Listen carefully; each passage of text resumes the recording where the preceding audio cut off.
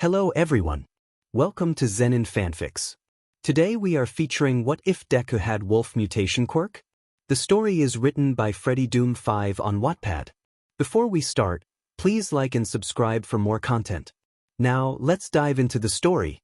All Might stood tall, steam rising from his body, but he didn't care. His students were safe, and the threat of that monstrous Nomu had been dealt with. He turned to face the remaining villains, the ones who dared endanger his students. All Might, in a booming voice, "What now, villains? You failed to kill me, and I still stand. So what now?" Tamura scratched at his neck, visibly irritated. Tamura's thoughts, what the hell? How is he still this strong? Sensei said he was weaker, but wait, he's steaming, and he didn't spawn here. That means... Tamura whispered to himself. His time limit is up. If we push now, we might actually kill the final boss. Smirking, Tamura barked, "Kurogiri, bring in Omega." Kurogiri's eyes widened within the mist. "Young Misu, we can't. He's not meant to be used yet, still in testing. He's only fought pros one-on-one, never many at once. And the UA staff won't be far. He can't take on all of them." Kurogiri hesitated. He didn't know why he cared so much, but Omega was different. Like a child at times. And Kurogiri, created to be a caretaker, had found solace in the young Nomu. Omega listened when he needed to talk. There was something pure about him, innocent, even. And Kurogiri didn't want him hurt. Tamura cut him off. "Sensei said use what we have. He never said I couldn't use Omega." Kurogiri wanted to protest, but sighed in defeat and opened a warp gate. Kurogiri, "Yes, Mstr Tamura." From the swirling mist stepped a hulking, wolf-like beast taller than All Might himself. His body was massive and muscular, covered in dark green fur. Chains dangled from cuffs on his arms and legs. His hands and feet ended in claws. Golden yellow eyes scanned the battlefield, then froze on All Might. There was something familiar. Omega turned to Tamura, awaiting orders. Tamura smirked, "Omega, kill All Might." Omega's ears twitched. His fingers curled. His tail snapped once. And then he charged. All Might didn't move. He'd hit his limit. An explosion slammed into Omega. "Get the hell away from All Might, UF *****. Omega turned. His eyes went wide. Then BLD red with rage. Katsuki Bakugo and Izumi Midoriya stood there in their hero costumes. Memories. Worthless. Useless. Deku. He remembered being beaten. Burned. Scarred. Hated. Why were you born? Voices screamed in his head. Pain echoed. He broke from command. Omega charged the two. A bone blade burst from his arm, just missing Izumi. Another explosion. He dodged it and slammed Katsuki with a brutal punch. Then claws raked across Bakugo's chest. He screamed, BLD spraying. Omega didn't stop. He slashed again. And again. And again. Katsuki bled from arms and chest. Omega grabbed his head and slammed it into the ground. Twice. 15 times. Bakugo lay still, unconscious. Then Omega turned to Izumi. Snarling. He raised a claw and licked the BLD from it. Then charged. Izumi fired 2 molten metal balls straight through Omega's chest. The wounds healed instantly. A blade of bone cut clean through Izumi's right hand. She screamed. And then he spoke. "Omega, Izumi." Izumi, gasping. "How do you can know my name?" Omega, voice full of venom, "Deku." Izumi's eyes widened. "What? Omega, who's weak now, little Deku? Who's the freak?" His words became less beastly, more human. Omega roared, "Izumi, you did this to me. You made my life hell for being quirkless. Now I'll kill you. You'll die a worthless d." He activated his muscle augmentation, X3, adrenaline surge, quadruped speed, stone shift, and iron bloom quirks, charging Izumi with pure rage. He struck her as she once struck him. All he saw was red. Everyone else was frozen. UA students. Even the villains. The bloodlust was overwhelming. But one person broke through it. Random voice. Kendo don't. But Itsuka Kendo didn't listen. She heard what the Noma had said, and if it was true. Itsuka ran forward. Izuku, stop. Omega froze. BLD-soaked fur shifted as he turned to her. His voice was soft. W. Kendo moved closer, eyes filled with tears. Itsuka, please? Izuku, stop this. He stared at her. Then gripped his head. More memories returned. Omega's voice cracked. Kendo. He howled in agony. His name. His life. His truth. Tears poured from his eyes, now emerald green once more. Itsuka smiled through tears. Izuku. She ran forward. But then gray goo poured from his mouth, covering his whole body. Tamura and Kurogiri were too stunned to act as the same happened to them. Itsuka, not again. Omega looked at her, crying. Omega, I'm sorry. Those were the last words he spoke, before the goo consumed him. And Izuku Midoriya vanished. All for one enraged. How did he escape my control? Kurogiri, who was rarely shaken, now stood rigid with unease. He had seen his emissary angry before, but this was something else. Rage fueled by fear. Kurogiri, voice cautious. Please calm yourself. Rage will cloud your actions. All for one slowly turned his head toward him. Though his face was featureless beneath the dark mask, his sheer presence screamed fury. The doctor's voice crackled through a speaker. We don't have time to lose composure. We must reapply the mind control quirk immediately, before Omega destroys the facility, or the other Nomu. All for one exhaled, slowly regaining composure. All for one, you're right, Doctor. If he's truly broken free, we can't risk him remembering everything. He turned to Kurogiri. All for one, warp us to the containment chamber. I overexerted myself earlier. This vessel won't survive another long-range warp. Kurogiri, hesitating briefly, then bowed. As you command. A purple portal opened, and the three stepped through, into a shattered underground room, filled with rubble and glowing chains. There, bound to the center of the room, was Omega. The massive, wolf-like Nomu knelt in silence, his breathing low but heavy. Quirk-canceling chains radiated a dull blue glow, binding his limbs and anchoring him to the cracked floor.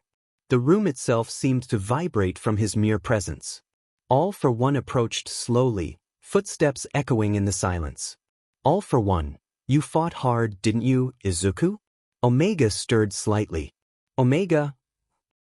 Or Figi? All for one chuckled darkly.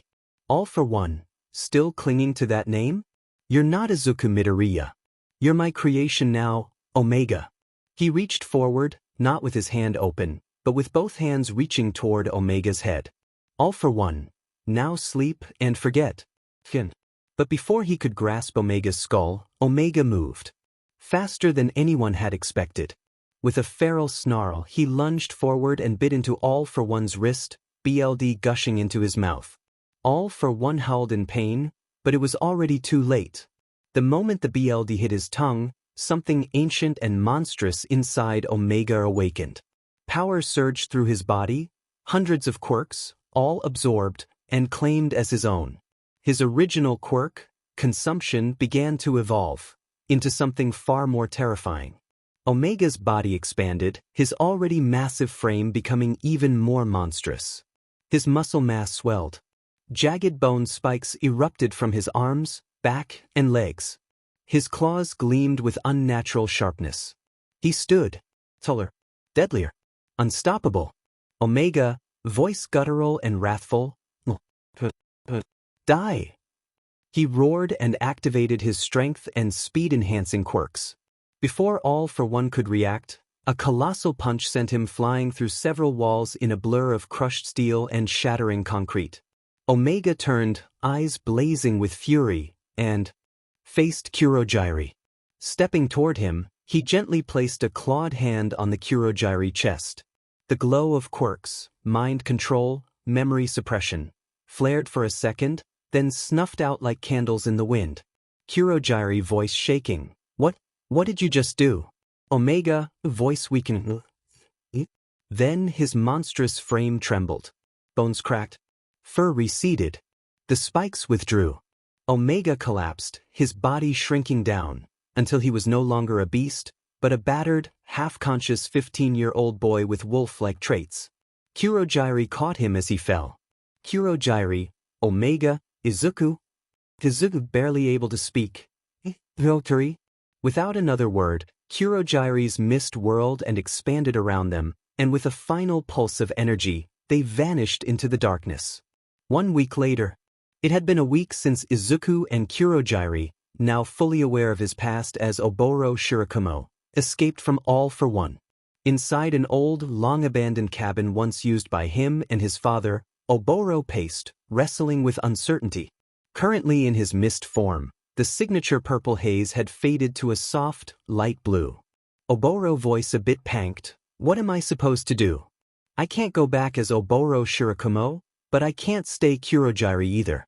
One is supposed to be dead, and the other's a villain. What now?"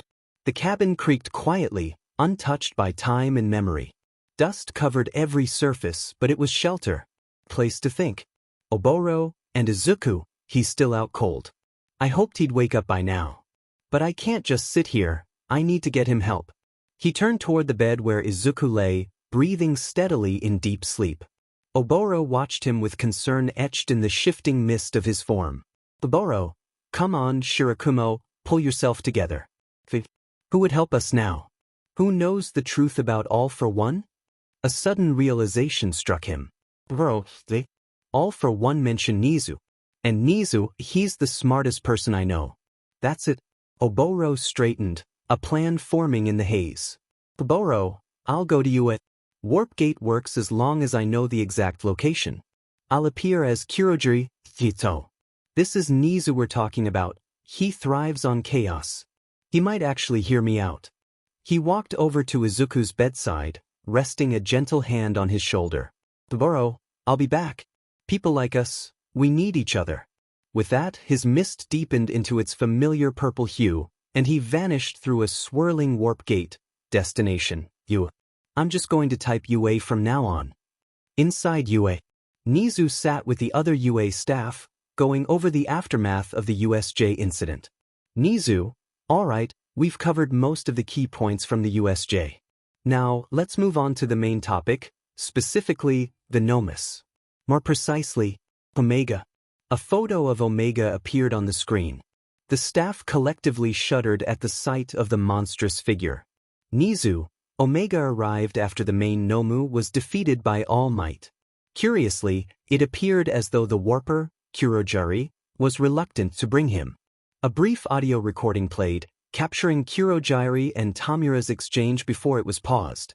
Nizu, Kurogiri stated that Omega was still in testing. And yet, he was deployed, specifically against 2 students, Izumi Midoriya and Katsuki Bakugo. Both sustained serious injuries. Based on Omega's words and what young Kendo recounted, there's a connection, and I found it. Though it was difficult to read Nizu's emotions due to his animalistic features, the heaviness in the room told everyone he was both angry and heartbroken. He pressed a button, and a photo appeared alongside a name, Izuku Midoriya. Vlad King. Wait, Midoriya? As in Izumi Midoriya? Are they related? He had been present at the USJ, injured but not as severely as Aizawa. Nizu, yes. They're twins. Izuku Midoriya was quirkless. According to Detective Tsukachi's report from his interrogation with young Kendo, she and Izuku were close friends before her family moved away. Shortly after she left, his mother, Inko Midoriya, passed away. That loss devastated him. Nizu's voice grew quieter, more solemn. Nizu, her death was the breaking point. But it wasn't the only weight he carried. 4 years, Izuku had been relentlessly bullied by his own sister, Izumi Midoriya, and his former best friend, Katsuki Bakugo. The constant emotional abuse, isolation, and grief combined, and it became too much. At only 12 years old, Izuku ended his life. The room fell into stunned silence. The idea that a child, a student, had been crushed under so much pain that he took his own life was almost too much to process. Nizu, but I believe, there's still a chance to save him. At the USJ, Kendo's presence stirred something in him. He showed recognition. He fought back against the control. For a moment he was himself. Then he was warped away. Nizu's tone turned firm. Nizu, our priority now is identifying his location. If we can do that, we may have a shot at finding and saving the boy. We know nomes based on the first are typically mindless husks, but Omega showed clear thought. I believe young Kendo may be our best option to reach him. That won't be necessary. All heads turned toward the voice. Emerging from the shadows was none other than Kurogiri of the League of Villains. Instantly, the staff readied for battle. All Might powered up without hesitation. But then, Kurogiri raised both hands. Kurogiri, I surrender. I came here to turn myself in. Everything I know, I'll share freely. All I ask is that you hear me out. I didn't choose this life. It was forced on me. Nizu glanced toward Naomasa. Naomasa, he's telling the truth. He's really here to surrender. Midnight, cautiously, what do you mean, forced on you? Kurogiri, because I wasn't born as Kurogiri. That name was given to me by All for One, when he made me like this.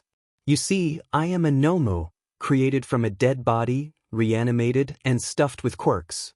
All Might, All for One, he's still alive? Kurogiri, sighing yes. He survived your battle. I know your quirk, All Might. I overheard All for One ranting about it to the doctor.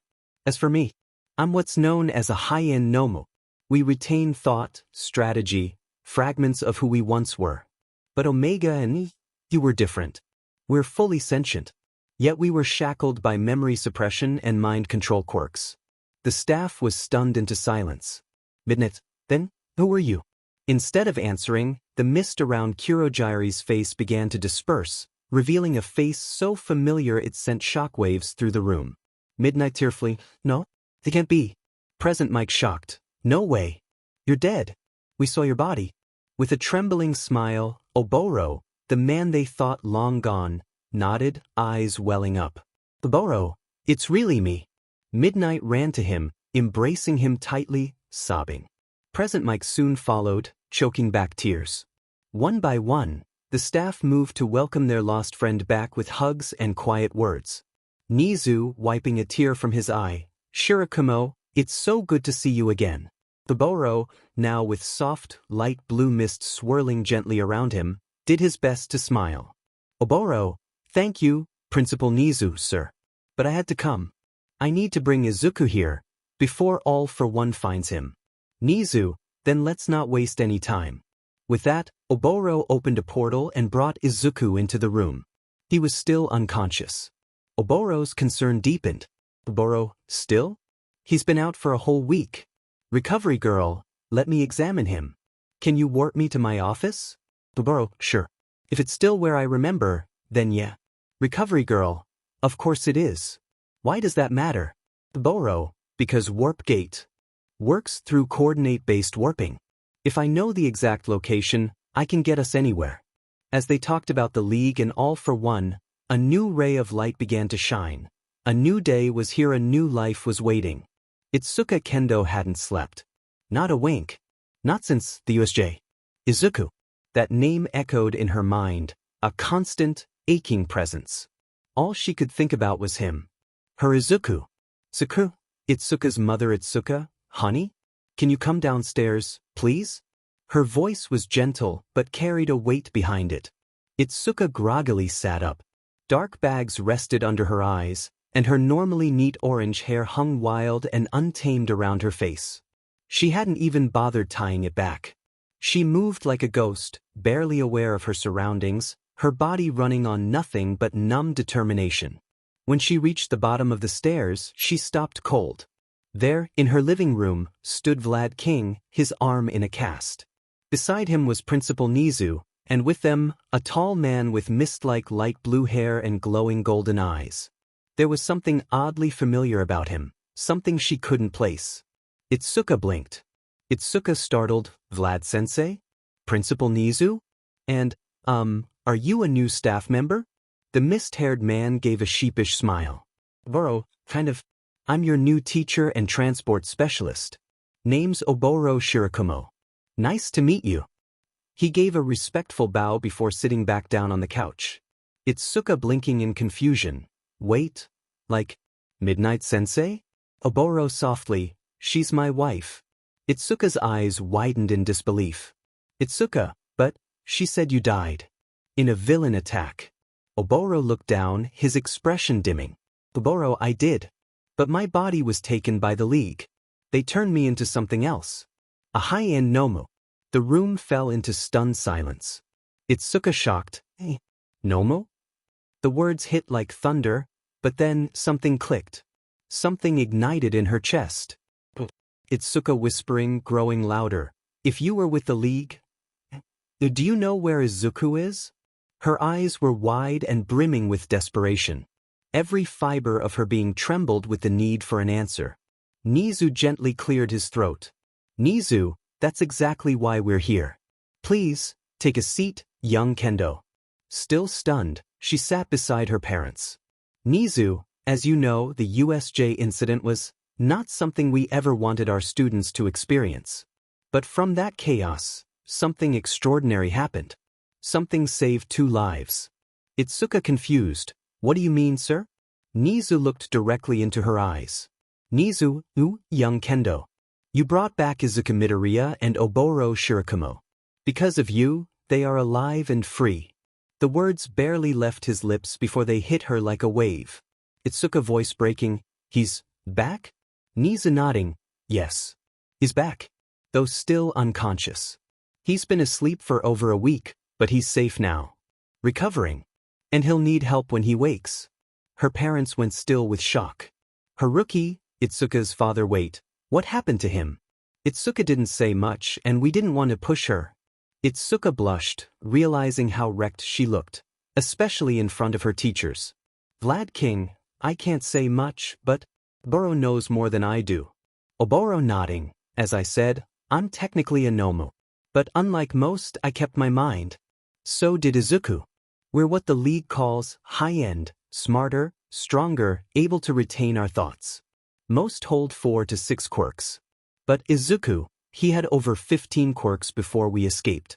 The Kendo family stared at him, stunned. Itsuka, 15? How? Oboro, more than 15. Plus his BRH quirk. Time seemed to freeze. Itsuka quietly, his BRH quirk? But Izuku was quirkless. Oboro gently, that's what everyone thought. But no, he had a quirk all along. Oboro explained everything. Izuku's hidden quirk. How All for One took him. The experiments. The mind control. And how they escaped. How he, Kurojiri, finally remembered who he was. Oboro, that's all of it. Tears flowed freely down Itsuka's face. Itsuka crying, trembling, he's back, he's really back? Sakura through sobs, we thought we lost him forever. Haruki voice thick with emotion, thank you, for telling us. Ever since the reports of his death, nothing's been the same. I saw that boy as one of my own. When Inko died, we were going to take him in. But something stopped us. And then he couldn't finish. But he didn't have to. They all understood. After a long, quiet moment, Nizu wiped his eyes and smiled. Nizu, would you like to see him? The answer was immediate. All 3 kendos, yes. After a bit they are ready to go. Itsuka took some time to clean herself up, though the bags under eyes were still there, but no one really cared. Oboro opened a warp gate and they walked through and entered UA medical wing a few hours prior.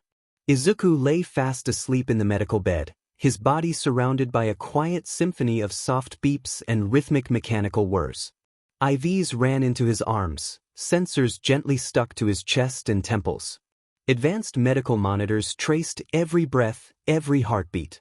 Recovery girl sat nearby like a hawk, her eyes flickering constantly between the boy and the vitals monitor.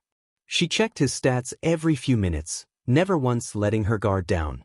She muttered softly under her breath as she adjusted a few readings. Recovery girl, murmuring, he seems stable, physically. But his body's still adjusting to all those quirks? Must be part of his BRH quirk, whatever it truly is. Her eyes drifted to the dormant wolf traits still visible on him, the elongated canines, the faint fur pattern along his forearms, the feral slits in his eyelids that twitched occasionally in his sleep. Recovery girl frowning.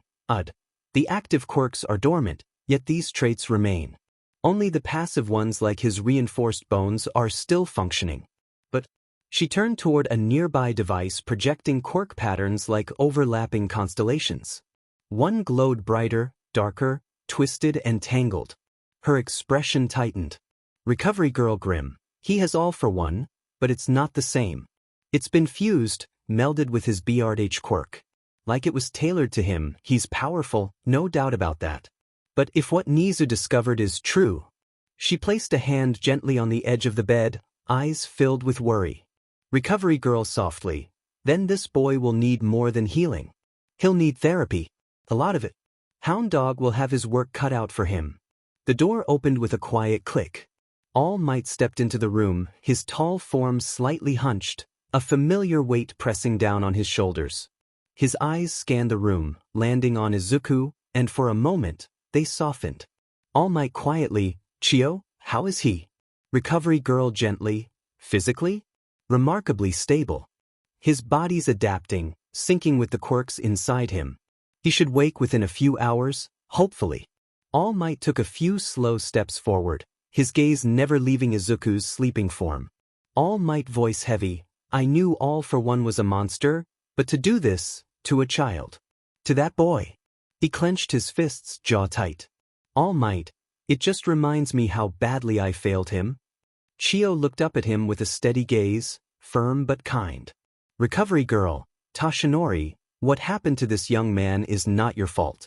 I know you carry that guilt, but we all misjudged All for One. We should have known he wouldn't go quietly. We all should have been more prepared. She looked back at Izuku, voice softer now. Recovery girl, but, in a strange, twisted way, if All for One had truly died, this young man wouldn't be here. He'd be gone. Silence settled between them like a shared burden. All Might quietly, you're right. He's alive. And now he needs help, the kind I can give. He paused, glancing at her as if weighing something in his heart. All Might murmuring, maybe no. I'll think about that later. Chio raised an eyebrow, catching the hesitation. Recovery girl, Toshi, were you thinking about? All Might nodding. Yes. I won't deny it. That boy, his heart is pure. It always was. Once he's healed, truly healed, I'll ask him. If he refuses, so be it, but if not. He looked down, the shadow of a smile tugging at the edge of his lips. All Might, then I'll pass it to him. And if not, I'll ask Melissa. Or young Togata. He turned to Izuku again, eyes glassy but warm. All Might softly, but something tells me, he won't refuse. A few hours later, the sound of quiet footsteps echoed in the sterile halls of the medical wing as the Kendo family arrived, led gently by Itsuka, her hand tight around her mother's. They stopped at the doorway, eyes falling on the figure in the hospital bed. Izuku lay still, his body now fully healed, but altered. The overwhelming beast-like appearance he once bore had faded. In his place was a boy, no, a young man, lean and scarred, his wild green hair splayed around lupin ears and subtle patches of fur. His hands bore faint claws, his features sharp and animalistic, but he looked peaceful. Itsuka quietly, Izuku? Recovery girl turned with a soft smile, hands tucked behind her back like a grandmother standing guard. Recovery girl, all good. You're all here. He'll be waking up soon, but before our young wolf stirs, there are some things we need to discuss. They all slowly took seats. Nizu, ever calm with a cup of tea seemingly conjured from the void, Oboro sitting close with arms folded, and the Kendos sharing glances of both worry and hope. Recovery girl's gaze landed on Oboro first. Recovery girl, Shirakumo. I have to ask again. Are you and Nomuri sure about this? Looking after him isn't going to be easy. Oboro leaned back, a crooked, heartfelt smile on his face. Oboro, kid saved my life. I owe him. Nomuri and I talked about it. We're not just fine with it. We want to be there for him. Sakura confused. Wait, what do you mean? Take care of him? Oboro, for Izuku's safety, he needs guardianship, someone close. His father is off the table. And he can't leave UA. Nem and I already live on campus. It just made sense. Sakura softly, I can't say I'm surprised. Oboro grinning, you can visit anytime. Dorms are getting added soon anyway. He'll be surrounded by friends. Haruki exhaled, resting a hand on his knee. Haruki, as long as we're allowed to see him, that's all I ask. Itsuka said nothing, her eyes locked on Izuku's sleeping face. She quietly took his hand into hers, gently squeezing. Recovery Girl cleared her throat, tone shifting. Recovery Girl, now, to the important matters. First, his physical health. He's fine. More than fine. In fact, his regeneration is remarkable. But mentally, he's scarred. Everyone looked up, some with a frown, others with a breath held. Recovery Girl continuing, PTSD is likely. His time as Omega, the things he endured and did, they left wounds we can't see. He'll start therapy with Hound Dog immediately. But it won't be enough. He'll need his friends. His family. Nizu nodded, sipping his tea silently, his eyes never leaving Izuku. The Kendos all shared solemn glances. Recovery Girl, now about his quirk. She walked over to the console, pulling up a diagram that pulsed with glowing quirk signatures, complex, woven, unlike anything natural. Recovery Girl, as some of you may know, his BRTH quirk allows him to permanently copy quirks. But something's changed. It fused with a quirk called All for One, a terrifying ability that lets its user steal and give quirks by touch. But in Izuku's case, the fusion evolved. She looked up, tone serious. Recovery Girl, he can now give quirks, without losing them. They become part of his DNA. His body is adapting them, merging them, sometimes combining them into new abilities just to save space. That's why he's been asleep so long. His body needed to survive the transformation. A heavy silence followed. Itsuka in awe. He can take quirks? And give them away? Recovery Girl nodding. Yes. And with no limit we can yet detect. It's beyond powerful. But dangerous too. We'll need to monitor him closely. Oboro chuckling, trying to lighten the mood. Well, kid's officially broken the power scale. Haruki sighing waited. Agreed. Our little pup turned out to be a DMN apex predator.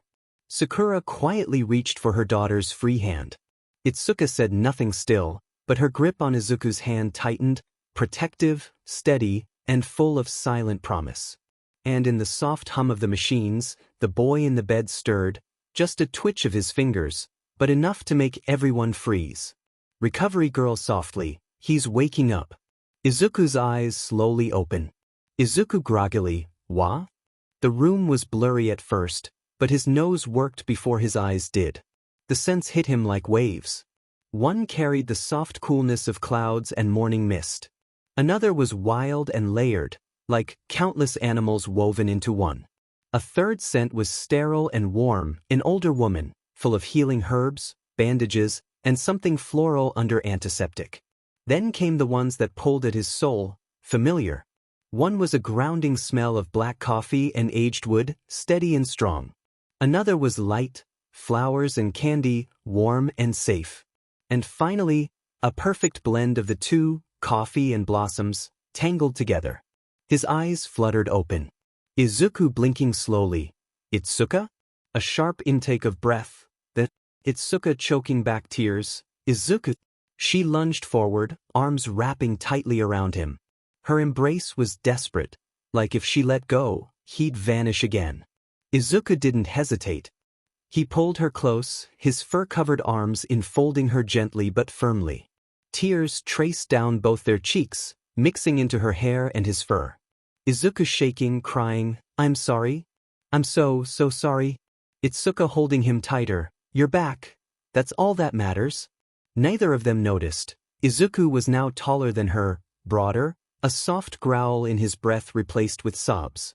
But to her, he was still Izuku. Across the room, Haruki and Sakura watched, tears rolling down their own cheeks, soft smiles blooming through the emotion. Then, together, they moved forward and embraced their daughter and the wolf boy they already considered family. Later, once the tears had ebbed, Izuku looked around, eyes scanning the white room, now full of warmth and love. Izuku, where am I? Oboro with a small grin. UA Medical Wing, Little Wolf. Izuku narrowing his eyes. Only one person ever called me that. Oboro just smiled wider. A soft mist enveloped his form, his hair and face fading into a familiar blue haze, until a ghostly echo of Kurogiri stood in his place. Izuku quietly, Kurogiri? Now I know why your scent felt familiar. The mist receded, revealing Oboro once more. Oboro chuckling, you can tell? Izuku deadpan, tail flicking once. I've got a wolf's nose, and about 100 other quirks I didn't ask for. I can smell people's history now. Haruki frowning, wait, what do you mean? 100 other quirks? Recovery girl stepping forward, gently. Remember how I said his quirk merged with all for one? What? The man himself is still alive. But parts of his quirk, his collection of powers, stayed with Izuku. Turned to Izuku with a calm smile. Recovery girl, sweetie, do you know how many you have? Izuku sat in thought, brows furrowed. Izuku, I think, over 1,000. But most of them have fused together. I can't even tell what's what anymore. Some feel like hybrids of quirks. I don't know what's normal anymore. Itsuka leaned in, still holding his hand, smile unwavering. Itsuka softly, we'll figure it out. Together, Wolfie. Izuku blushing, ears twitching. Thanks, Itsuka? Izuku's thoughts. Hey, I need to tell her. I like her. I think she likes me too. I was so DMN blind before I died. Just then, Recovery Girl turned towards Sakura and Haruki, her expression shifting. Recovery Girl, may I speak with you both outside? Nizu and Oboro will stay with Izuku. Young Kendo, stay with him too. They nodded and followed her out into the hallway. Once the door shut behind them, her demeanor became more serious, no longer the doting nurse, but a veteran hero with heavy truths to share. Recovery Girl firmly, I wanted to speak with you about Izumi Midoriya and Katsuki Bakugo. The atmosphere chilled instantly. Recovery Girl, Nizu's been digging. What we found isn't pretty. Those two have a long history of bullying, beating, and, frankly, nearly killing other students. Izuku was their main target. Sakura's breath caught. Haruki's fists clenched. Recovery Girl sadly, you're probably wondering why they were ever allowed into the hero course. Their school records were spotless. We had no reason to suspect anything, until the training grounds, and then the USJ. When Omega spoke about them, it wasn't random. There was history. She took a deep breath, letting the next words settle heavily. Recovery Girl, we found that Izuku's entire academic record had been wiped. Erased like he never existed. And then a suicide note. One that was never released because it exposed everything those two did to him. The people who buried this did it to protect Bakugo and Izumi. Sakura trembled, her hand over her mouth. Haruki looked like he might explode.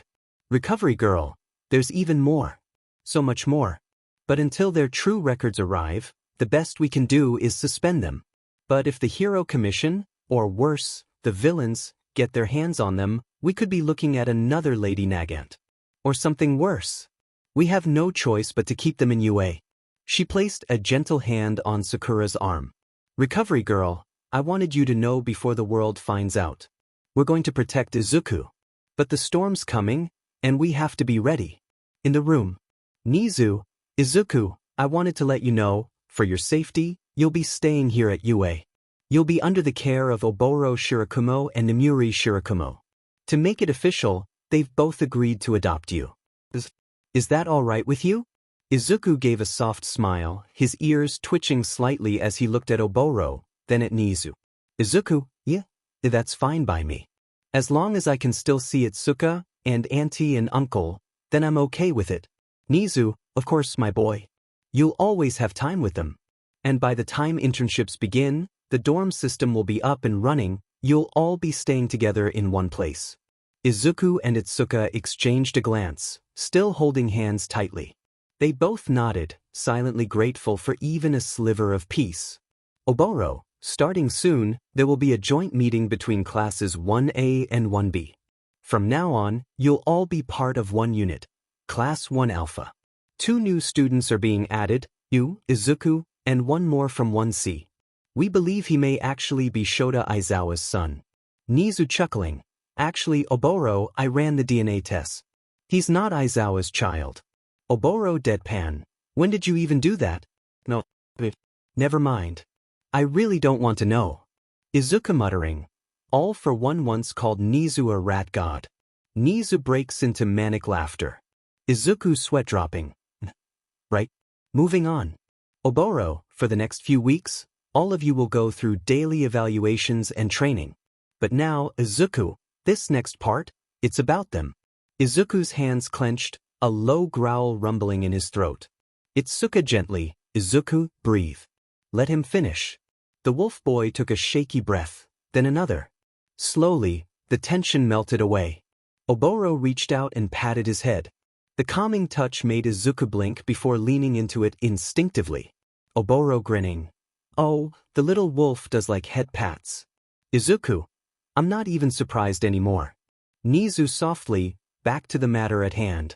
We've been investigating those two, Bakugo and Izumi.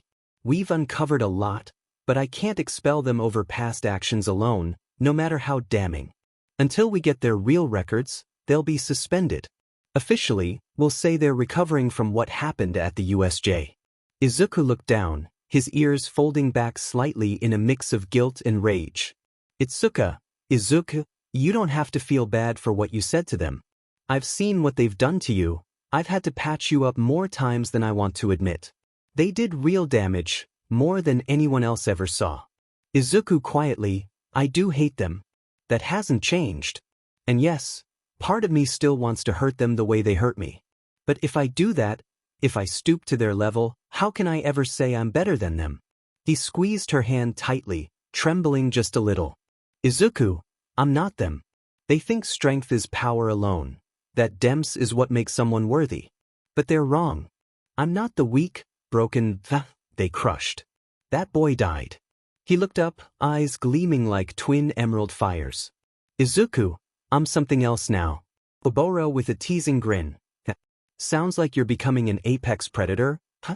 Izuku, I like that. Oboro half joking, wait. You're seriously calling yourself Apex now? Izuku smirking, I am.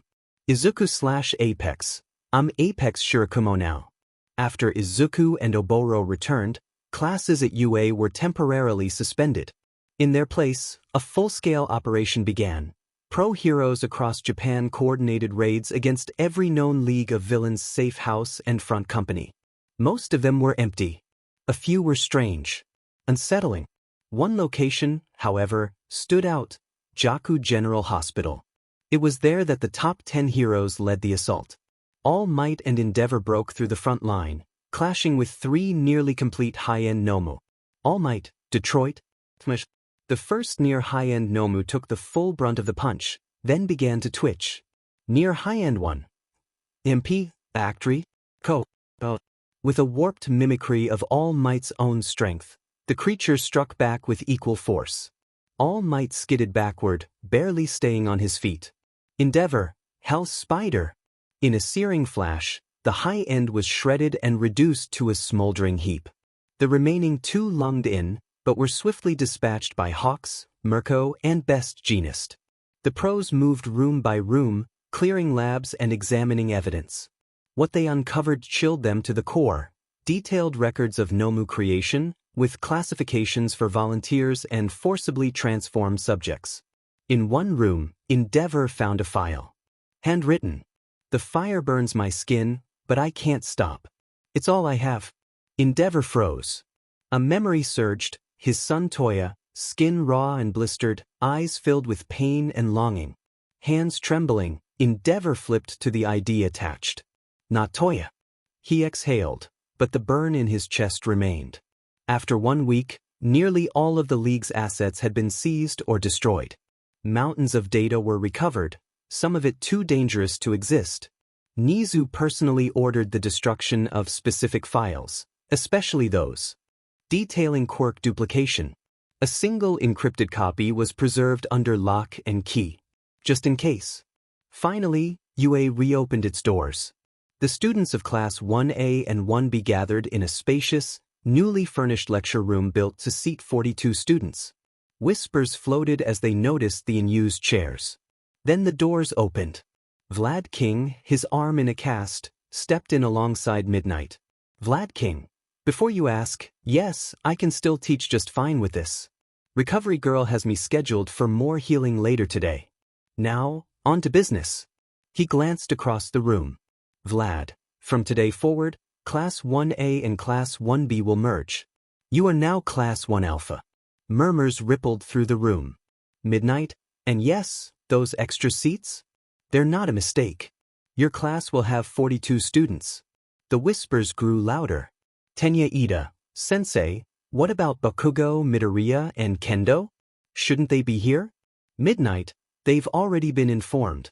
Kendo is on campus, in the medical wing. She's helping one of your new classmates. The original members of Class 1B shared quiet, knowing looks. Of course Kendo would volunteer to help, but who needed that kind of help? Momo Yaoyorozu, if this concerns a new student, shouldn't the class representatives be involved too? Midnight, it's not a matter of leadership. It's personal. This student is someone Kendo believed had died. He's alive, but he carries deep scars, mental and emotional. What he went through was beyond horrifying. More murmurs. Unease crept in. Juroda Shishida, what exactly happened to him? Vlad King. He was turned into a Nomu. Silence. Then a collective gasp, followed by shouts. Everyone. What? Midnight, please, let us explain. Vlad pressed a button. The screen behind him flickered to life, revealing an image of a smiling green-haired boy. Vlad, this is Izuku Midoriya, twin brother to Izumi Midoriya. He was quirkless. At age 12, his body was found in an alley. Authorities assumed it was suicide. But the truth is, he paused. The mood in the room turned suffocating. Several students looked down, others clenched their fists or wiped at their eyes. Vlad, we now know he didn't die that day. He was taken. He pressed another button. The screen changed. The beast from the USJ attack appeared, hulking, monstrous, terrifying. Vlad, this is what he became. The Nomu codenamed Omega. The room fell into a paralyzing silence. Some students flinched. A few gasped. None could look away. Vlad, the villains turned him into a living weapon. But unlike the others, he kept his mind. They broke him, controlled him with memory suppression and mind control quirks. Every action, every fight, was against his will. Midnight stepped forward, voice steady but heavy with emotion. Midnight, but he's free now. The control is gone. And he's here at you, recovering. He's going to join this class, your class, as a student. Midnight let the silence linger, giving the room time to absorb everything.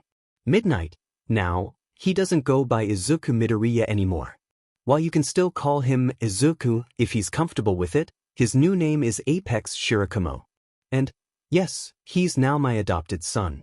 The students were already reeling, but Midnight continued before they could speak. Midnight, also, Oboro, you can come in now. A bright flash of blue mist opened in the back of the room. Students instinctively tensed. They recognized that warp gate. Kurogyri. But instead of the smoky, disembodied villain they feared, a man stepped through, tall, calm, and very much human. His hair swirled faintly like mist, and his golden eyes glowed gently. Despite the echoes of the villain who had once threatened them, he looked kind. Setsuna Tokage's eyes widened, lips trembling. What? She stepped forward slowly, disbelief cracking her voice. Then her expression crumbled into raw emotion. Setsuna, uncle? Everyone turned to her in stunned confusion. Oboro Shirakumo smiled softly. Hey, little raptor, though I guess I can't call you that anymore. You've grown. With a strangled sob, Setsuna sprinted to him, throwing her arms around him. Tears streamed down her face as she buried her head in his chest. Eijiro Kirishima and Tetsu whispered at the same time, dazed. Kirishima, what is happening? Tetsu, no, seriously, what is happening? Does anyone know why his name is Tetsu? Midnight rubbed the back of her head sheepishly. Boro here is my husband. He was declared dead after a villain attack years ago. But the League turned him into a Nomo. There were gasps.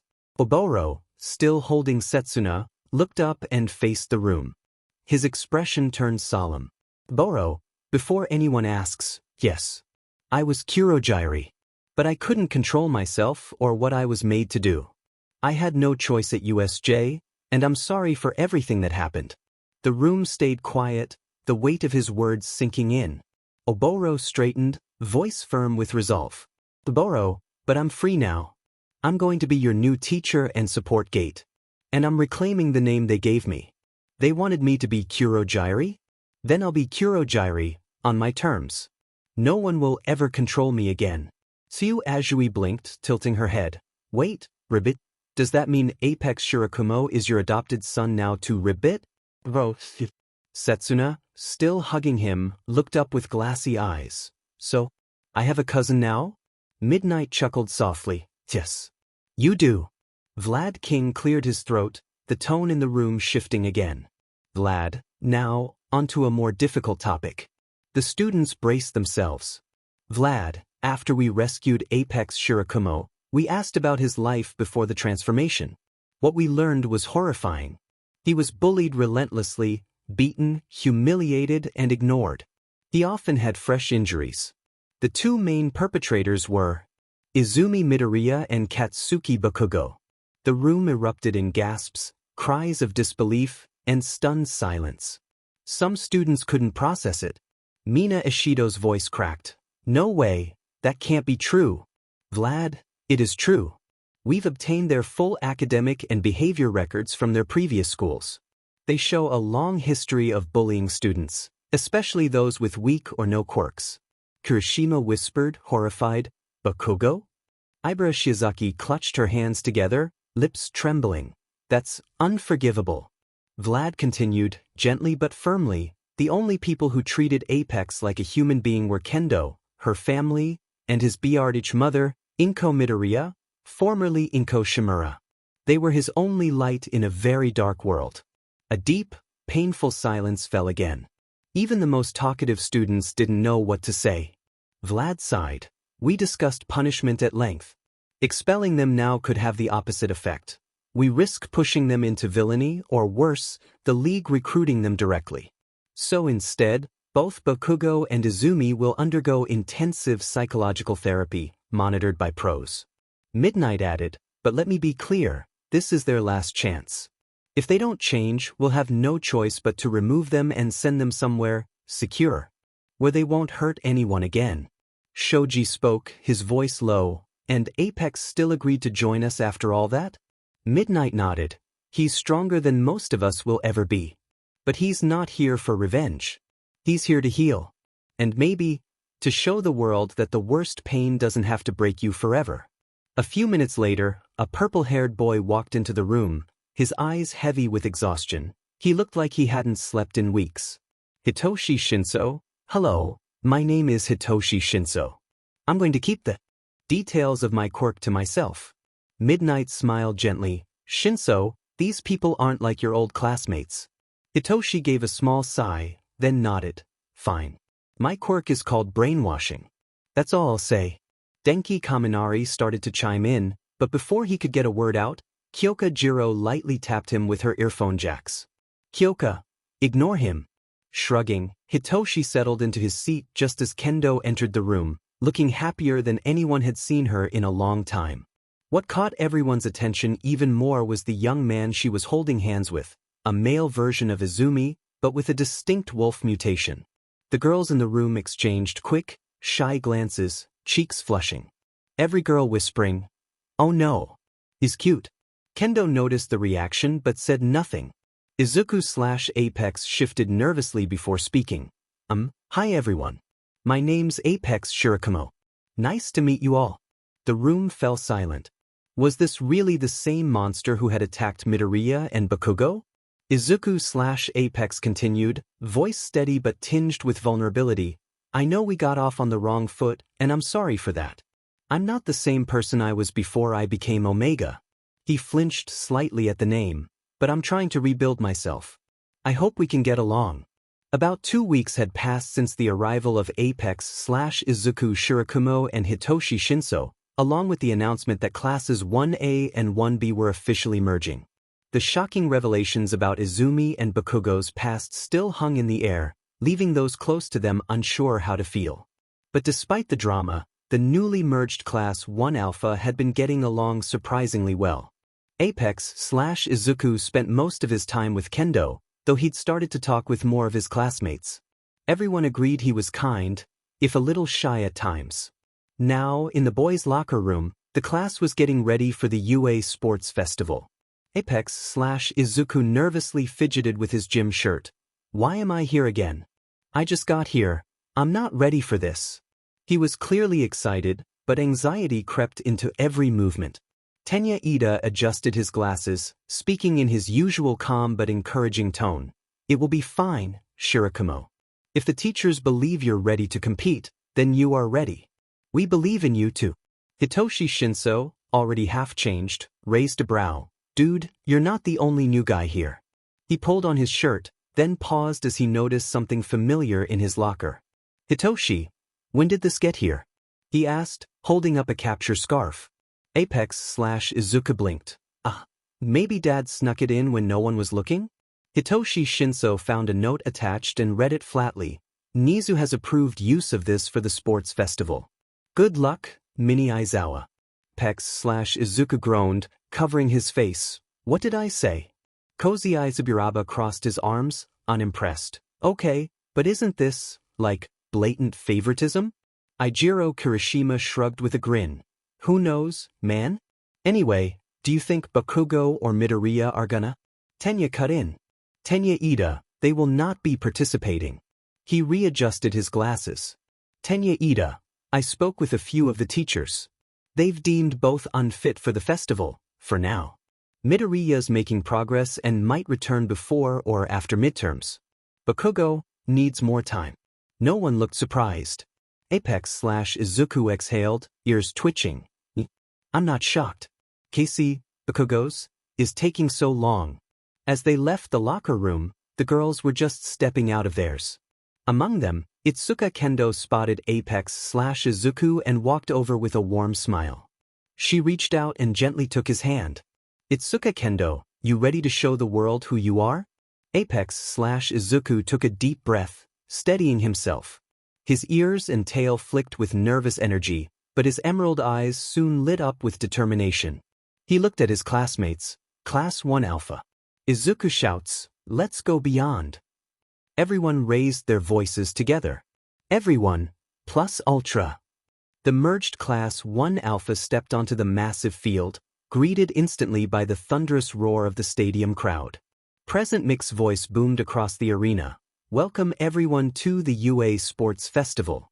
Apex/Izuku flinched slightly at the sound, his ears twitching. Apex/Izuku wide-eyed.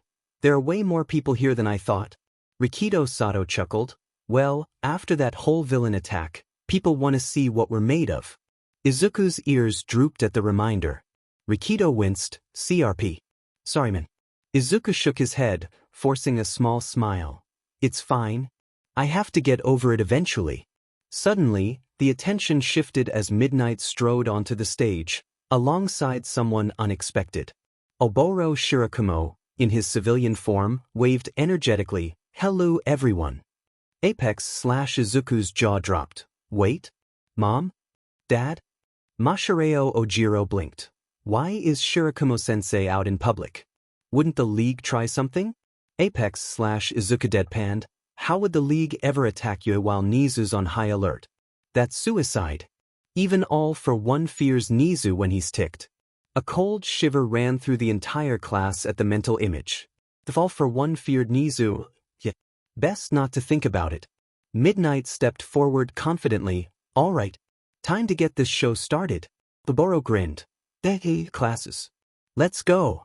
With a flourish of his quirk, a warp gate opened beside him, and a giant spinning wheel floated out. "Oboro, let's see what the first event is, shall we?" Midnight gave it a dramatic spin.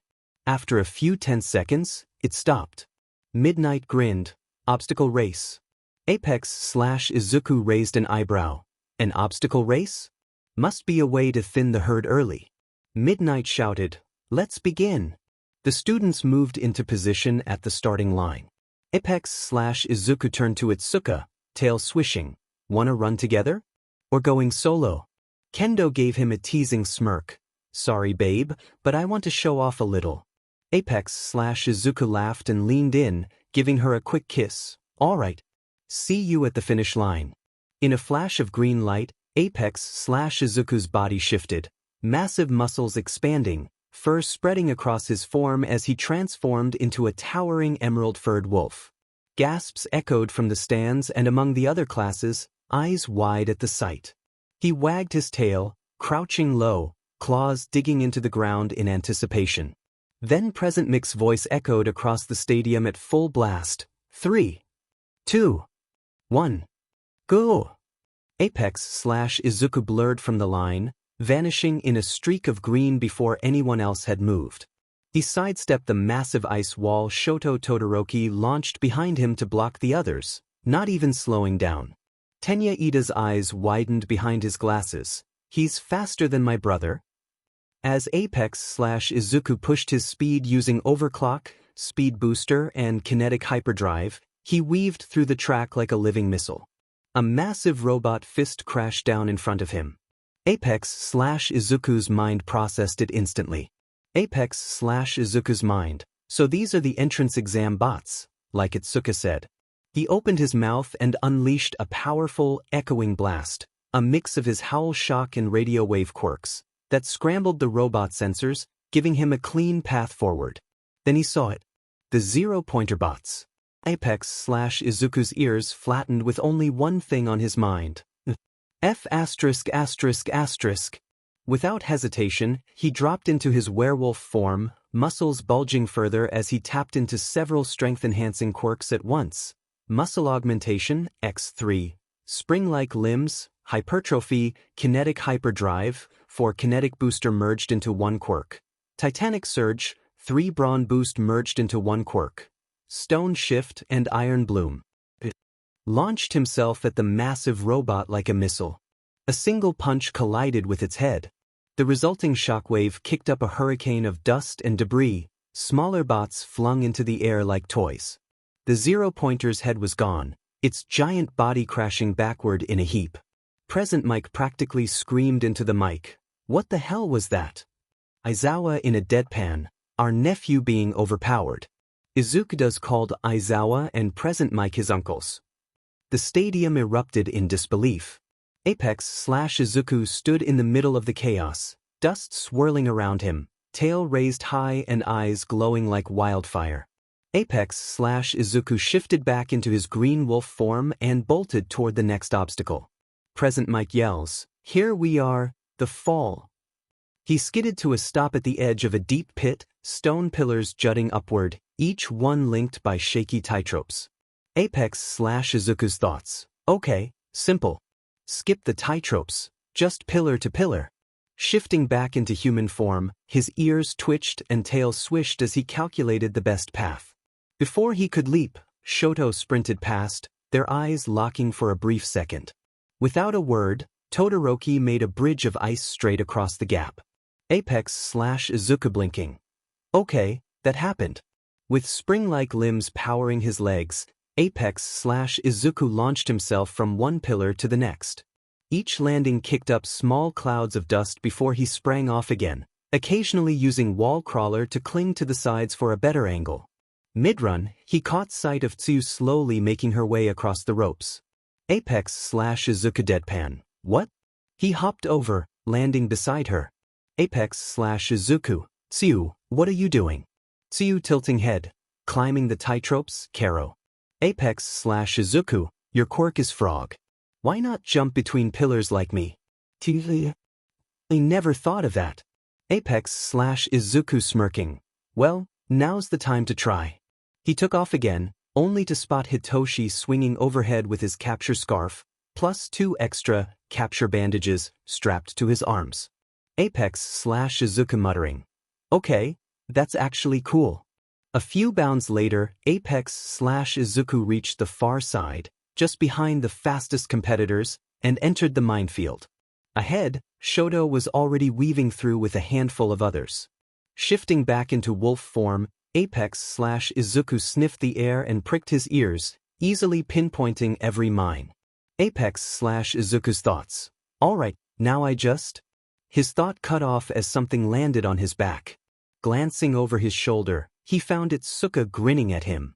Wolf Izuku giving the best, really? Look, a wolf can. Itsuka, what? You can smell out the mines, and you're fluffy. 2 birds, 1 cuddle. He huffed, a low growl slipping out, but there was an amused glint in his eyes. Together, they navigated the field at a steady pace. Itsuka, babe, you can take first. You're way faster than this. Wolf Apex/Izuku deep, rough voice. Don't want first. Every year, the leader becomes the main target in round 2. I'll take second. Let Todoroki deal with the heat. Itsuka head tilt. Why Todoroki? Apex/Izuku, because he's obviously taking first. Sure enough, moments later Todoroki crossed the finish. Apex/Izuku hopped in for second, with Itsuka taking third. Returning to human form, Izuku dusted himself off. Apex/Izuku, now we wait. Itsuka still on his back. The Apex/Izuku, wait, why are you still there? Itsuka kissing his cheek, because you're ridiculously comfy. And your fur? Softer than my bed. Izuku's fur is very soft. Everyone finally crossed the finish line. Midnight and Oboro stepped forward, ready to announce the next stage. Midnight, and the next event is... The giant wheel spun, clicking rapidly before stopping. Midnight, a cavalry battle. Apex/Izuku flatly, knew it. Itsuka, team up? Apex/Izuku, team up. Around them, students immediately broke into chatter, forming groups, calculating points, and eyeing Apex/Izuku for his versatile quirks. Midnight yelling into her mic, I'm not done yet. She sighed and continued. Midnight, alright, here's how it works. You've got points based on your placement in the race. Last place is 5 points, then it goes up in increments of 5. And first place, she grinned wickedly, gets 10 million points. Gasps erupted through the crowd. Everyone turned to stare at Todoroki like predators scenting prey. He, of course, looked unfazed by the sudden target painted on his back. Apex/Izuku and Itsuka shared a look. They already had a plan. Apex/Izuku, we should have about 405 points between us. Itsuka, good. I think we should grab Shiozaki and Shinso. Apex/Izuku, exactly. Shiozaki's vines can hold attackers back, and Shinso's quirk is a wild card. No one knows its trigger. Together, we're untouchable. Itsuka, true. But watch out if Monoma copies Shinso's quirk. Apex/Izuku, if he does, I'll erase it. Itsuka blinking. Wait, you have Aizawa-sensei's quirk? Apex/Izuku, he's my uncle. He and Uncle Mike both told me to copy theirs. Itsuka, then why haven't you? Never mind. I answered my own question in my head. Apex/Izuku smirking. Exactly. Let's grab our teammates. Elsewhere. Izumi Midoriya sat alone in a stark white room. Her right hand was gone, cut off by Omega, by Izuku. Staring at the stump, she remembered the doctor's words. Her quirk had been weakened. She used to channel it through her hands, but without her DMNT1, her control was broken. She'd need to retrain from scratch with her left. The room itself reminded her of a mental ward, comfortable enough, but she knew the truth. Quirk-canceling tech was hidden everywhere, ready to suppress her if needed. The same was true for Katsuki. Just the thought of him made her scowl. He'd dragged her into bullying Izuku, though her father wasn't much better. He'd always called Izuku a mistake. At least the police had finally locked him away. Izumi muttering, I should be in jail for what I did, not here. I hurt Izuku. And now the boy I called brother is gone. I hope Katsuki never gets out. This place is worse than prison for him. A knock came before the nurse entered. Nurse, hello, Izumi. How are you today? Izumi sighing, still think I should be behind bars. Nurse softly, you were manipulated, pushed into it. You've shown real effort to change. That's why you're here, not a cell. Now, good news. You've been allowed to watch the UA Sports Festival. Izumi shocked. What? But I thought anything UA related was banned until a month before my release. Nurse nods. Normally yes. But we believe seeing your brother's progress will help. You regret what you did, and this might ease that burden. You'll see that he's thriving, with friends, with a new family, even a girlfriend. No information has reached you since you learned he survived, so this is a chance. If you're going to rejoin the hero course, you need closure. Izumi fell quiet, then gave a slow nod. Izumi, all right. But, will he be there? Nurse, no. Bakugo will stay in his room, for obvious reasons. Izumi sighing, good. He'd just explode knowing worthless Deku is in UA while the future #1 rots in here. Honestly, this place is more of a prison for him than anyone else. The nurse nodded, motioning for her to get up. Izumi followed. Nurse, one more thing, we've prepared a prosthetic hand. It'll look and feel natural, but you won't be able to channel your quirk through it, not yet. Izumi calmly, that's fine. Mini time skip. Izumi sat quietly beside a woman with pure white hair and gentle gray eyes, Rei Todoroki. Rei had already been watching the UA Sports Festival before Izumi was brought in, and now they watched. Together. Rei glanced at the girl beside her. She knew why Izumi was here. She could see the scars, the self-hatred, the guilt, the pain. But she also saw flickers of something else. Little by little, that darkness in Izumi's eyes was giving way to hope, though the wounds hadn't fully healed. Now the second event began. For the first time, Izumi laid eyes on her brother again. He looked like her, yet different, shorter hair, wolf ears, tail, fur, claws. Rei quietly pointed out her own son, Shoto, and Izumi remembered meeting him before. He had only stared at her back then, distant and cold. But her gaze quickly returned to Izuku. He was smiling. A real, genuine smile. One she hadn't seen since before they were told he was quirkless. He stood with 3 others, a boy with messy purple hair and a capture scarf like Aizawa-sensei, a girl with long vines for hair, and of course, Itsuka Kendo, standing close to him. Izuku shifted into a massive green wolf as the others handed their points to Itsuka, who climbed onto his back. The cavalry battle erupted, but almost every team charged straight for Todoroki's group, desperate for the 10 million points. Izuku's team, by contrast, stayed on the move. Izuku sprinted across the arena with Itsuka riding, while the vine-haired girl lashed out with her quirk, snatching headbands and blocking anyone who dared close in.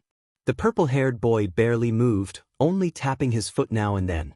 Each time he did, Izuku dodged or leapt away at the perfect moment, avoiding attacks. Izumi whispering. That's a plan. He built a strategy around all their quirks, and without their quirks. You haven't changed, Izuku? The event ended with the standings announced. Team 1, Shoto Todoroki, Momo Yaoyorozu, Tenya Ida, and Denki Kaminari. Team 2, Apex Shirakumo, Itsuka Kendo, Hitoshi Shinso, and Ibara Shiozaki. Team 3, Tetsu, Eijiro Kirishima, Hantashiro, and Mina Ishido. Team 4, Mei Hatsum, Fumikage Tokoyami, Achiko Uraraka, and Yuga Oyama. Izumi's eyes lingered on the name. Izumi, so, that's his new name. Rei tilting her head. What do you mean? Izumi, I didn't know what name my brother was using now. And I don't think I deserve to. I made his life hell. He was turned into one of those Noma things. If I'd just been his sister, maybe he wouldn't have suffered like that. Rei gently set a hand on her shoulder.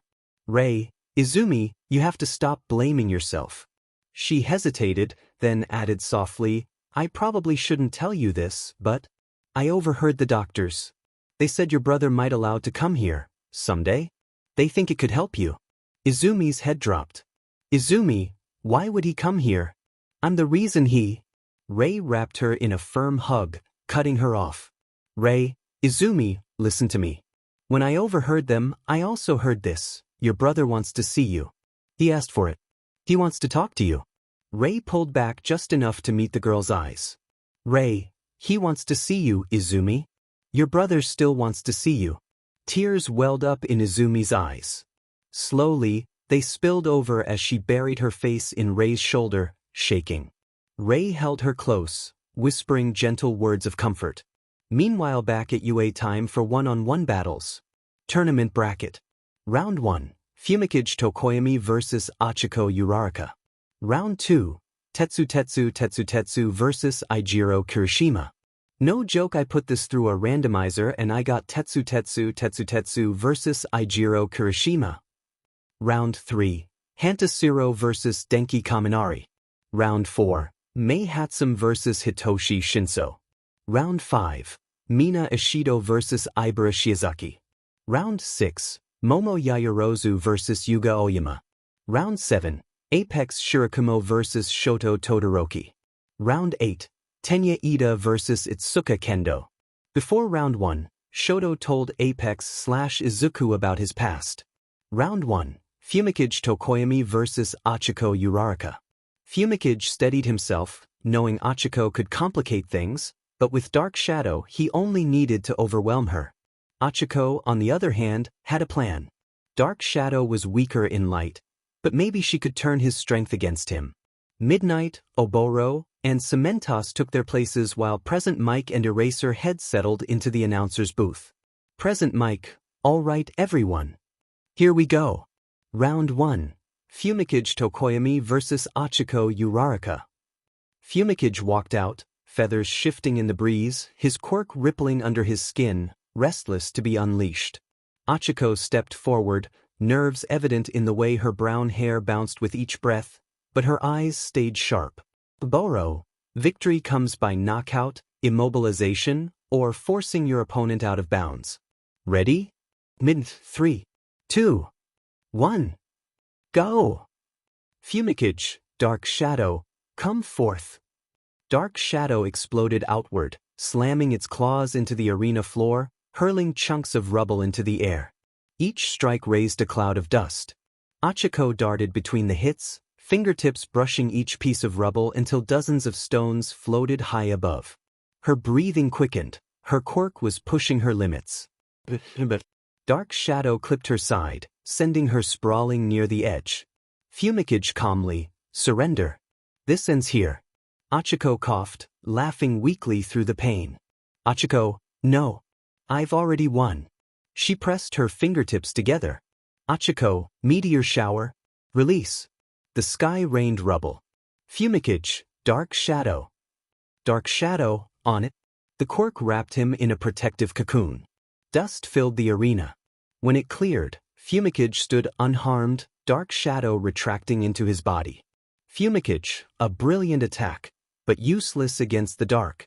Achiko pushed herself up and rushed forward, but Dark Shadow snatched her mid-sprint and tossed her out of bounds. Midnight, Fumikage Tokoyami is the winner. Fumikage offered her a hand. Fumikage, you fought well. Achiko smiled faintly and accepted. Winner, Fumikage Tokoyami. Round 2, Tetsu vs Eijiro Kirishima. Exactly like canon. Neither backed down. Result: draw. Round 3, Hantasiro vs Denki Kaminari. Denki blasted the field with a surge of electricity, striking Hanta before he could react. Hanta collapsed instantly, knocked out cold. Winner, Denki Kaminari. Round 4, Mei Hatsum vs Hitoshi Shinso. The same as canon, Mei turning the match into an advertisement for her gadgets, leaving a baffled Hitoshi standing in victory. Winner, Hitoshi Shinso. Round 5, Mina Ishido vs Ibara Shiozaki. A short battle, Mina charged, but Ibara's vines wrapped her up and gently dropped her out of bounds. Winner, Ibara Shiozaki. Round 6, Momo Yaoyorozu vs Yuga Oyama. Yuga struck first with his naval laser, but Momo swiftly conjured a mirror. The beam ricocheted back, blasting Yuga clear into the 1 Alpha stands. Winner, Momo Yaoyorozu. Round 7, Apex Shirakumo vs Shoto Todoroki. In his room, Apex/Izuku paced restlessly, green fur bristling. His tail flicked side to side, ears twitching as he prepared. Apex/Izuku thinking, I have to force him to use his fire? I won't let him limit himself. No one helped me when I needed it. But I'll help you, Todoroki. No matter what. The crowd roared as both competitors stepped into the arena.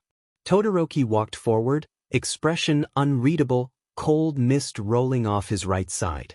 Izuku emerged opposite him, green fur stirring in the wind, tail flicking sharply.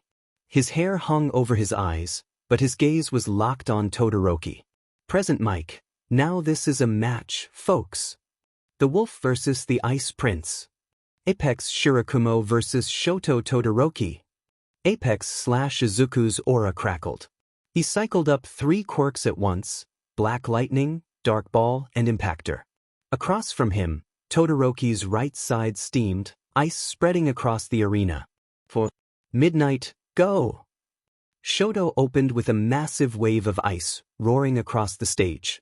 Izuku raised his arm, then unleashed a storm of black lightning, the bolts supercharged by Impactor. The current tore through the glacier, melting and shattering it apart.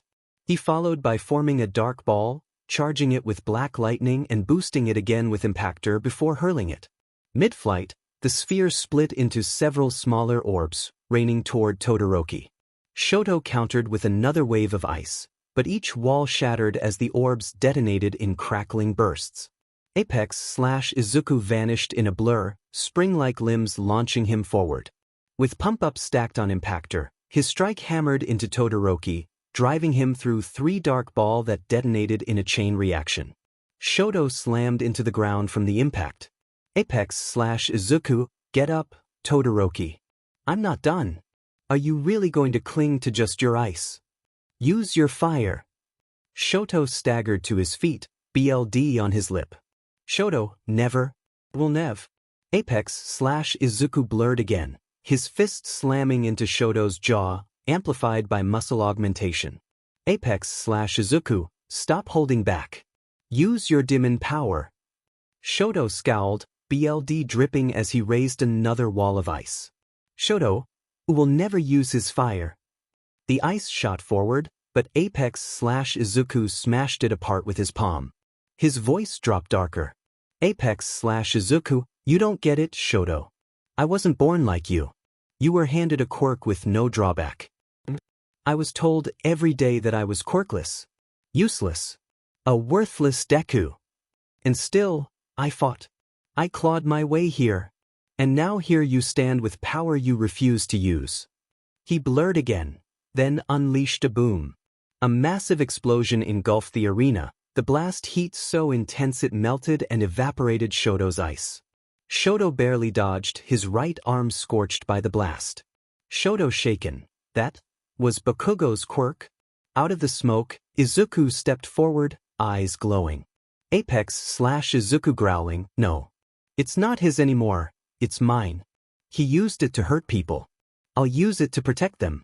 If I can take the power of my bully and turn it into something good, then you can stop letting your father's shadow control you.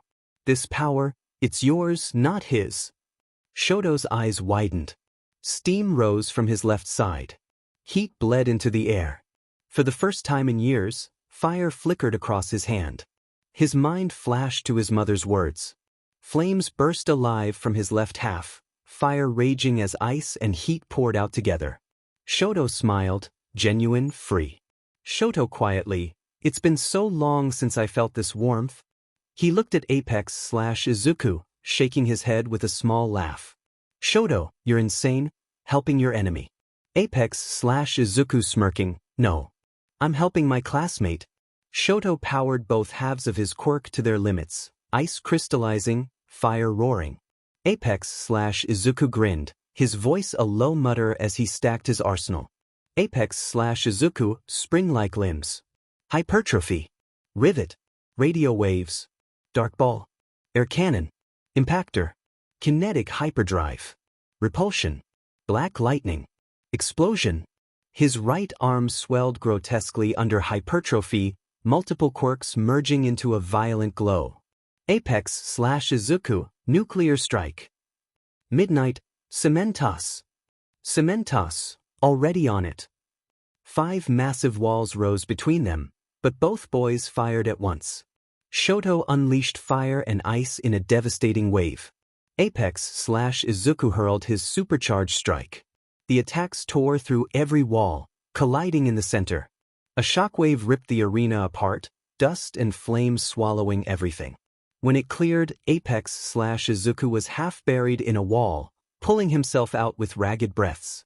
Across from him, Shoto was unconscious, pinned in broken stone. Midnight, the winner is Apex Shirakumo. The stadium erupted in cheers. Apex/Izuku stood shakily, wounds knitting themselves together, skin stitching over slowly. Apex/Izuku horse. Ow! His legs gave out. Oboro appeared just in time, catching him before he hit the ground. Oboro muttering, "Geez, kid, you went way overboard." With a warp gate, he vanished them both to Recovery Girl's office. Winner, Apex Shirakumo. Round 8. Tenya Ida vs Itsuka Kendo. Ida tried to take Itsuka out with a single strike, but she was ready. After weeks of training with Apex/Izuku, she was accustomed to facing incredible speed. With a precise counter, she sent Ida flying out of the arena. Tiebreaker. Canon. The match was decided by an arm wrestle, and Eijiro Kirishima won by going all out and proving to be the manliest. Winner, Eijiro Kirishima. Quarterfinal rounds. Round 1. Fumikage Tokoyami vs Eijiro Kirishima. Round 2. Denki Kaminari vs Hitoshi Shinso. Round 3. Ibara Shiozaki vs Momo Yaoyorozu. Round 4. Apex Shirakumo vs Itsuka Kendo. Round 1 quarterfinal. Fumikage Tokoyami vs Eijiro Kirishima. Fumikage stepped onto the stage, dark shadow coiling and ready to strike. Eijiro entered, determined to win, though unsure how to overcome a long-range opponent. The two took their battle stances. Midnight, go! Fumikage, dark shadow. Dark shadow lunged at Eijiro, aiming for his gut, but Eijiro's hardened abdomen absorbed the blow. Swinging his hardened arms, he struck Dark Shadow's head, forcing the living shadow to recoil back toward Fumikage. Eijiro braced himself, but Fumikage's strategy was evolving. He commanded Dark Shadow to envelop his upper body like armor, compensating for his vulnerability in close range. Expanding the clawed hands, he could strike, defend, and propel himself at high speed. Eijiro, "I'm screwed, aren't I?" Fumikage, yes, you are." Dark Shadow's claws launched at Eijiro. He crossed his hardened arms to tank the hit, then charged forward, swinging, but Dark Shadow's armor absorbed everything. Fumikage countered, punching Eijiro out of the arena. Midnight, winner, Fumikage Tokoyami. Fumikage nodded respectfully to Eijiro for his efforts. Winner, Fumikage Tokoyami. Round 2 quarterfinal. Denki Kaminari vs Hitoshi Shinso. Nothing dramatic, Hitoshi got Denki talking, and told him to walk out of the arena. Winner, Hitoshi Shinso. Round 3 quarterfinal. Ibara Shiozaki vs Momo Yaoyorozu. Momo entered, crafting a sword to slice through Ibara's anticipated vines. Ibara silently prayed for a fair match. Midnight, go! Momo charged. Ibara sent vines from the ground, grabbing the sword arm, but Momo quickly produced a pair of glasses, creating a blinding flashbang. In the confusion, she conjured a smaller sword, cut through the vines, and used the opening to push Ibara out. Midnight, Momo Yaoyorozu wins. Winner, Momo Yaoyorozu. Round 4 quarterfinal. Apex Shirakumo vs Itsuka Kendo. Apex/Izuku stepped onto the field, ready to face his girlfriend.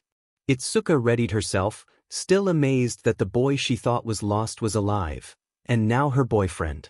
Itsuka smiling. Hey babe. Apex/Izuku, yeah? Itsuka, let's do this without quirks, a normal, skill-based fight. Apex nodded and smiled. Apex/Izuku, sure, though I can't turn off my steel bone and wolf quirks, so those are still active. Itsuka, whatever. Let's just fight with our skills. Apex/Izuku, sure thing babe. Form's claws, let's do this. Midnight watched, smiling at her son and future daughter-in-law preparing for a pure, quirkless fight, aside from the ones Apex couldn't turn off. Midnight, I accept that. This fight will have no quirks, minus the ones Apex can't deactivate. Some spectators were confused, but most ignored it, captivated by the fight about to unfold. Apex/Izuku and Itsuka faced each other in the center of the arena. The air was thick with anticipation. No quirks, no shortcuts, only skill, reflexes, and raw determination. Midnight, go! Apex/Izuku lunged first, claws extended. Itsuka anticipated the strike and sidestepped, pivoting to counter with a quick palm strike. Apex/Izuku blocked it instinctively, the sound of impact echoing through the arena. They circled, testing each other, each movement calculated.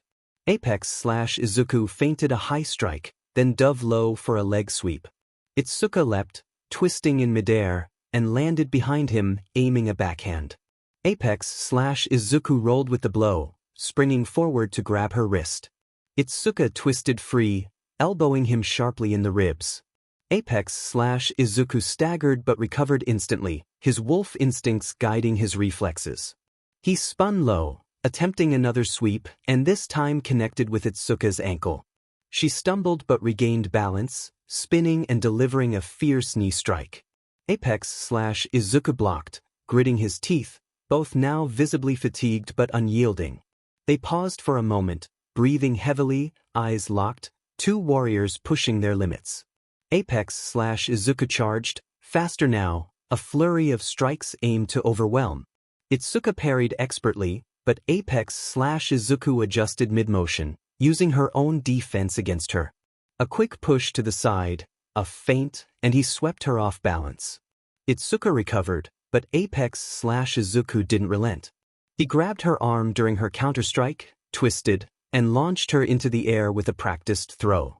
She hit the ground hard, rolled, and sprang up, but Apex/Izuku anticipated the motion.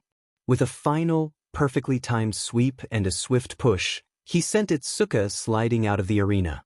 Midnight, the winner, Apex Shirakumo. Apex/Izuku extended a hand to Itsuka, helping her up. Both were panting, bruised, but smiling, a fight tested in pure skill, and a victory hard-earned. Itsuka then kissed him on the lips for the win. Winner, Apex Shirakumo. Semifinal. Round 1, Fumikage Tokoyami vs Hitoshi Shinso. Round 2, Momo Yaoyorozu vs Apex Shirakumo. Semi-final Round 1, Fumikage Tokoyami vs Hitoshi Shinso. The fighters stepped into the arena, the crowd hushed with anticipation. Black feathers drifted around Fumikage as dark shadow loomed behind him, while Hitoshi stood calm, purple hair shifting in the breeze. Midnight, go! Dark shadow lashed out instantly, its clawed hand tearing through the air. Hitoshi twisted aside, narrowly avoiding the strike, and snapped his capture scarf around Dark Shadow's head in an attempt to restrain it. For a moment, the shadow thrashed violently, muffled by the binding. Shinso surged forward to close the gap, but Fumikage countered, his fist slamming into Hitoshi's chest and forcing him back. Hitoshi tried again and again to bait Fumikage into speaking, straining to activate his quirk, but the bird-headed boy remained resolutely silent. With a roar, Dark Shadow tore free of the bindings and swept Hitoshi off his feet, hurling him toward the arena's edge. Hitoshi scrambled to recover but couldn't stop his momentum as he tumbled out of bounds. Midnight, winner, Fumikage Tokoyami. Semi-final Round 2, Momo Yaoyorozu vs Apex Shirakumo. Apex/Izuku strode out, his green fur bristling as the wind swept through the arena. Across from him, Momo walked with calm focus, her ponytail flowing as she readied herself. Midnight, go! Momo acted instantly, creating a pair of flashbangs and hurling them to blind her opponent. The blasts went off with a sharp crack of light, but Apex/Izuku's glowing wolf-like eyes didn't falter, adapted to the flare. He slammed a clawed hand forward, releasing a compressed air cannon blast that tore across the arena like a shockwave. Momo quickly formed a large shield to block, digging her heels into the ground, but the sheer force shattered her defense and launched her backward. The crowd gasped as she skidded across the stage and was blown clear out of bounds. Midnight, winner, Apex Shirakumo. Final round, Apex Shirakumo vs. Fumikage Tokoyami. It was time. The final match. The last clash to decide who would stand as number one of the UA Sports Festival. High above, All Might, in his true form, looked down at the field. His eyes followed the grandson of his late emissary, stepping forward with unshakable determination. A quiet smile touched his face. All Might's thoughts, Nana, you'd be proud of him. He's fought brilliantly, just like you. The question is, will he accept my offer? A warmth settled in his chest as Apex/Izuku's confident grin caught the light. All Might's thoughts, no. Somehow I already know the answer. He will. In the stands, Class 1 Alpha erupted with cheers for their two representatives. Excitement buzzed through the crowd, debates flying. Some swore Apex/Izuku's overwhelming strength would secure victory. Others placed faith in Tokoyami's tactical mastery and Dark Shadow's relentless force. Among them, Itsuka clenched her fists with quiet certainty. Itsuka's thoughts, Izuku has this. He knows Dark Shadow's weakness. And he's stronger than anyone realizes. Far away, deep in shadow, another pair of eyes watched. All for One scowled as the broadcast revealed two familiar Nomu. All for One. Those two, they're the ones who betrayed me to UA and the heroes. His fist tightened, fury shaking through him, only to twist into a cruel grin. All for One, no matter. I'll SRP away their quirks, crush them all, and slaughter everyone you love. But in that moment, a dark pressure rippled outward. As though Apex/Izuku himself had sensed the threat, as if his soul promised All for One a slow, merciless end. Elsewhere, Nizu sipped his tea calmly, his sharp gaze fixed on Apex. Nizu quietly, I've found my successor. That declaration seemed to crawl across the entire stadium. Staff, heroes, villains, even the Hero Commission and even All for One, all felt an icy shiver run down their spines. Apex/Izuku's wolf ears flicked. He froze mid-step, narrowing his eyes as if hearing a whisper only meant for him. Fumikage frowned, unease prickling through him. Fumikage uneased, why do I feel like something just shifted? Apex/Izuku exhaled sharply, you're not the only one. Feels like some rat god just claimed me as his heir. The two spoke in unison, Nizu. A beat of awkward silence. Apex/Izuku scratched the back of his head. Okay, yeah, let's just fight before this gets any weirder. Midnight blinked before snapping back into her role. Midnight, alright. Go! Fumikage, Dark Shadow. Apex/Izuku springs aside with spring-like limbs, dodging the strike. In his palm, a sphere of light ignites. He hurls it forward, blasting Dark Shadow back. Dark Shadow reeling, Fumi. What do we do? He's using light. Fumikage grim. Then we strike harder. Dark Shadow, armor up. Dark Shadow coils around him, forming the same battle armor he once used against Ijiro. Fumikage, this is our ultimate move, Black Abyss. Dark Shadow's massive arms launch forward, surging at Apex/Izuku. Apex/Izuku braces, enhancing with spring-like limbs for power, repulsion for reach, and igniting it all into one devastating strike with explosion. Apex/Izuku, Mega Blast. A colossal explosion rips across the arena.